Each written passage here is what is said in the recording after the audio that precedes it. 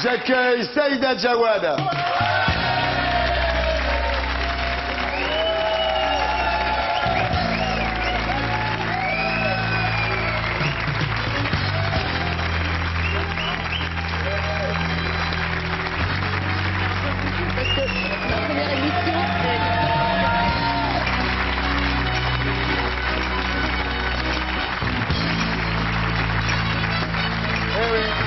Saïda Djawad, bonsoir.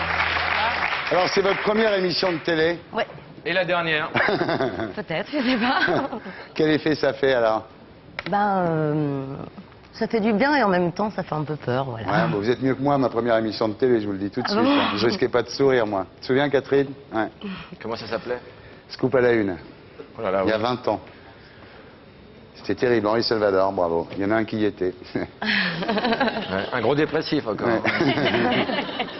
Alors, est-ce que votre fiancé, Gérard Jugnot, vous a donné des conseils pour cette émission? Est-ce qu'il vous a dit avec Ardisson, faire gaffe à ci, faire gaffe à ça, Bafi, tout ça, non? Non.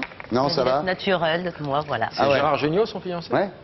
Ouais, c'est pas un secret, c'est dans tous les journaux, là je révèle rien. Hein. C'est vrai, vous vous montrez ensemble assez souvent, on vous voit dans les pages people des magazines. Hein? C'est combien de temps vous êtes ensemble? 2 ans et demi. Ah, quand même, hein, c'est une affaire qui commence à durer. Hein. C'est sérieux. Bien, alors on va pas parler de mariage avec Gérard Jugnot, pas encore. Hein. Ce soir, on va en rester là. On va parler de votre mariage avec l'accordéon. Voilà. Et vous aviez C'est un peu 7 ans. pareil, hein? Ouais. Il grossit, il maigrit. Alors on va reprendre les choses au départ. Vous êtes né à Roubaix, parents marocains, père ouvrier tisserand. Et donc quand vous avez 7 ans, votre père décide de vous marier avec la France en vous mettant un accordéon dans les bras. Pour lui, c'était un symbole. C'est-à-dire que déjà, bon, je suis née à Roubaix, donc dans le Nord, l'accordéon, c'est vraiment l'instrument par excellence. Ouais. Ensuite, mon père a eu cette idée comme ça un peu folle, mais je pense en même temps inconsciemment aussi.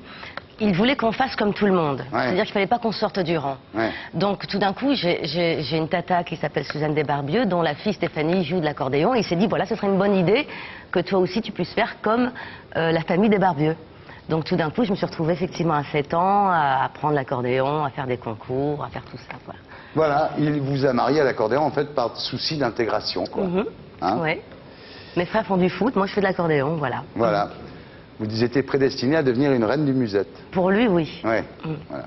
Alors pendant 10 ans, vous supporterez cette union arrangée où se mélange quand même labeur, détestation, parce que ça vous fait pas marrer, vous les autres. Non, parce qu'à 7 ans, enfin, je sais pas, on préfère s'amuser avec ses copines dehors, à la poupée, à la Barbie, enfin c'est vrai, enfin tous les enfants. Ouais. Et puis tout d'un coup, moi je me retrouve dans ma chambre à faire mes gammes en entendant mes copines jouer et il fallait que je fasse mes gammes tous les jours. Ouais. Donc c'est pas drôle à 7 ans. Ouais.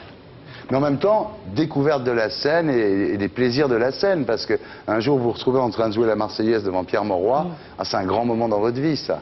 Oui, c'était très étrange parce que, bon, il fallait que... Mon père était ami avec des gens du PS.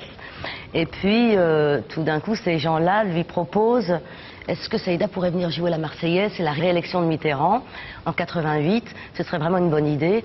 Moi, bien sûr, j'avais pas très envie parce que, bon, moi, je passais des concours, donc c'était très carré, mais bon, ça, c'était pas très... Et c'est terrible, parce qu'en plus, c'est un gros instrument, quoi. C'est quelque chose de compliqué. Il faut C'est très compliqué, c'est lourd à porter, Ouais. il faut avoir un peu de force, il faut avoir envie de jouer devant des gens qu'on ne connaît pas du tout. Ouais. Et puis... Pierre Mauroy en plus.